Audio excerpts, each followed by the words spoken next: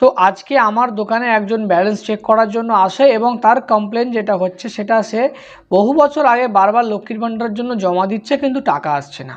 আপনাদের মধ্যে কিন্তু অনেকজন আছেন যারা অনেকবার লক্ষ্মীর ভাণ্ডারের জন্য জমা দিয়েছেন কিন্তু টাকা আসছে না, ব্যাঙ্ক অ্যাকাউন্ট চেক করছেন টাকা ঢুকছে না, এটাই করছেন আপনারা।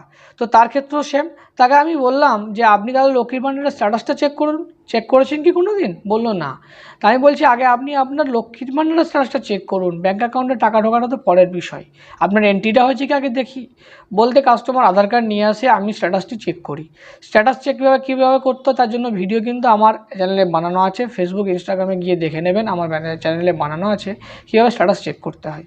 তো আমি যখন তার স্ট্যাটাসটি চেক করি আমি কিন্তু পুরো অবাক হয়ে যাই এবং তাকে যখন কথাটি বলি সেও পুরো অবাক হয়ে যায়। কেন?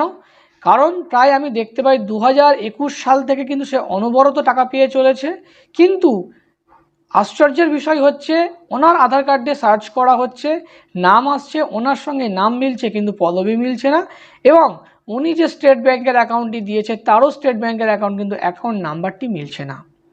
তো দেখা যাচ্ছে প্রায় উনি 45 থেকে 50 বার লক্ষ্মীর ভাণ্ডারের টাকা পেয়েছেন, অ্যাপ্রক্স 40-45 হাজার টাকা দাঁড়িয়ে যাচ্ছে এখনকার সময়ে। তো টাকাটা কিন্তু উনি পাননি, টাকাটি পেয়েছেন অন্য এক ব্যক্তি বা মহিলা যিনি লক্ষ্মীর ভাণ্ডারের জন্য জমা দিয়েছেন, বা স্ক্যাম হয়েছে বা মিস্টেক হয়েছে, কি হয়েছে সেটা আমরা জানি না। তো কথা হচ্ছে যদি আপনারাও বারবার ব্যাংকে যাচ্ছেন, অ্যাকাউন্ট চেক করছেন, ব্যালেন্স আসছে না, ভাবছেন হয়তো লক্ষ্মীর ভাণ্ডার আসছে কি না, তারা কিন্তু অবশ্যই একবার আপনারা স্ট্যাটাস চেকটা করে নেবেন এবং দেখে নেবেন আধার কার্ড দিয়ে যে আপনার লক্ষ্মীর ভাণ্ডারের কোন পর্যায়ে আছে। অবশ্যই দেখতে পারবেন সে প্রায় 40-45 হাজার টাকা কিন্তু মিস করেছে, এবং তার এই ভুল এবং বোকামির জন্যই মিস করেছে। সে যদি আগেই স্ট্যাটাসটি চেক করতো তাহলে কিন্তু তার বিরুদ্ধে লিগাল অ্যাকশন নিতে পারতো এবং ভিডিওয় গিয়ে জানালে বিষয়টা ওরা ওখান থেকে ক্যান্সেল করিয়ে আবার নতুন অ্যাপ্লাই করে দিত। সে কিন্তু অনেক দেরি করে ফেলেছে, যাতে আপনারাও দেরি না করেন সেজন্য এই সতর্কতামূলক ভিডিওটি বানানো।